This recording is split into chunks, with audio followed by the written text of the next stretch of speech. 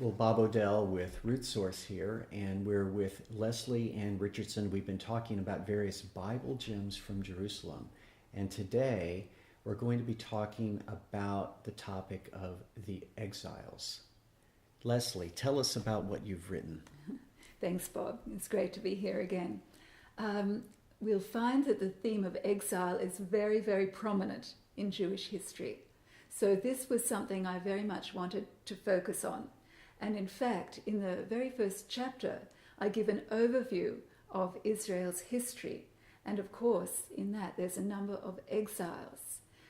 How I followed this whole course of the history of Israel and the Jewish people, I have done that through an exegesis of Psalm 137, the very famous psalm that begins by the rivers of Babylon. And in my opening paragraph in this chapter, I asked the question, how was it that Zion and Jerusalem became so central to the Jewish people? Why it has a place so deep in their hearts, and that's expressed all the way through the Bible. Could you read us, give us a taste of how that chapter begins? I sure will. Okay, this chapter is called The Song of the Exiles. The young man in a dark suit, with a face which might have been carved on the walls of an ancient palace, stands beneath the bridal canopy and lifts his foot. The guests at the wedding hold their collective breath, and crash, the bridegroom's heel comes down and the crystal is shattered. Then bride and groom step out from the chuppah and the joyful mood reasserts itself. This ritual, recalling the destruction of the temple in Jerusalem, has been repeated at countless Jewish weddings over the centuries. At this crowning moment of his life, on the night in which the bridegroom makes the most heartfelt of vows, there is one which transcends it, and to which he gives solemn utterance as he breaks the glass. If I forget thee, O Jerusalem, may my right hand forget its cunning. If I do not remember thee, let my tongue cleave to the roof of my mouth. If I do not set Jerusalem above my highest joy. Psalm 137, verses 5 and 6. Wow. I was so touched by this chapter, the fact that you would take on this topic. Yeah. You know, you're so right. It's like the exile, the pain of the exile is so central today, even though the land is theirs and there's a place for Jews to come now, yet it's still so close to the heart. That's right.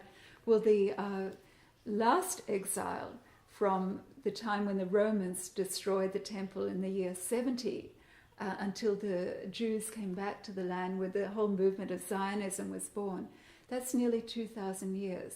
And there were 2,000 years of wandering, of suffering, of persecution, of great, great hardship. And those memories are still very much with the Jewish people. And Christians, I think we all need to be very sensitive to what the Jewish people have been through. And there is one other point that I'd like to make about the Jewish people during all those long, weary years of hardship and suffering.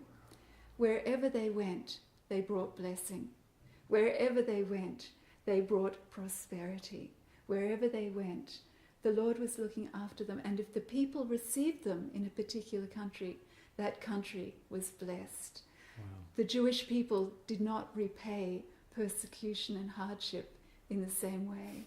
They packed their bags and they moved on, and they did bring blessing wherever they went. You know, I don't know if you've considered this application, but you know, in the Christian world, we don't have that idea of exile so much, but we do have personal story. Yes. And you know, I hear people talk about a period of time that they go through. I had a friend that went through 17 years of hard time, you know, and and the label that's often put on that is something like, the dark night of the soul. But I just wonder, would it be appropriate, would it be possible for us to step into that idea of exile by personalizing it? When we've gone through periods of time where we feel like we've been forgotten and left behind, is that just a little touch of standing in with that idea of exile? I believe that's absolutely true. And in a larger sense, Psalm 137, which is the Psalm of the exile, the Jews are exiled to Babylon and they're crying out and they're longing for Zion.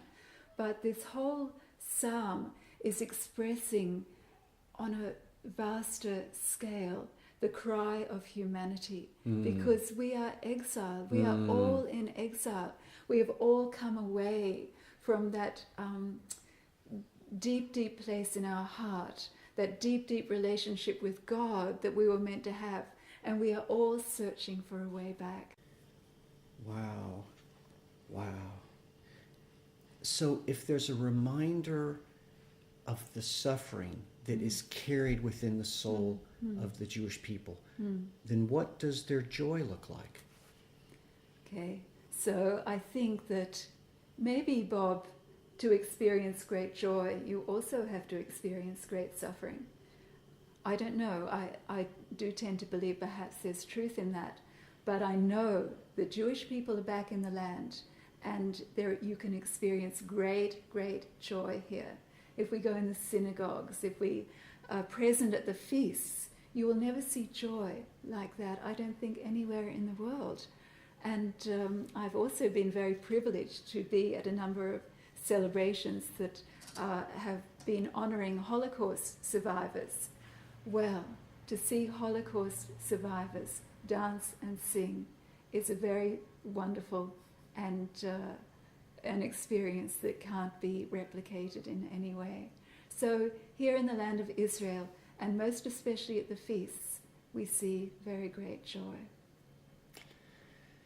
Well, thank you for sharing these things. I think one of the messages that comes out even as you speak, when you're not speaking about it, is the opportunity to experience Israel by coming. Absolutely. But when we can't, I would just commend to you that this book is a chance to step in to a window here and then another window and step in to that feeling, what you've been describing, and you're offering us the chance to step in or taste, or whatever metaphor you want to use, to taste what beauty is in this place. And I just want to thank you for writing this book. I think God is so pleased with this, and I really hope that this is a classic.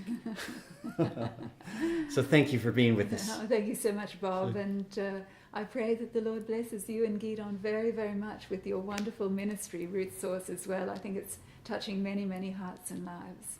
Well, thank you for that. And so for Lesley Ann Richardson, this is Bob Odell with Root Source saying, until next time, be blessed and walk in His Shalom. Shalom v'litraot.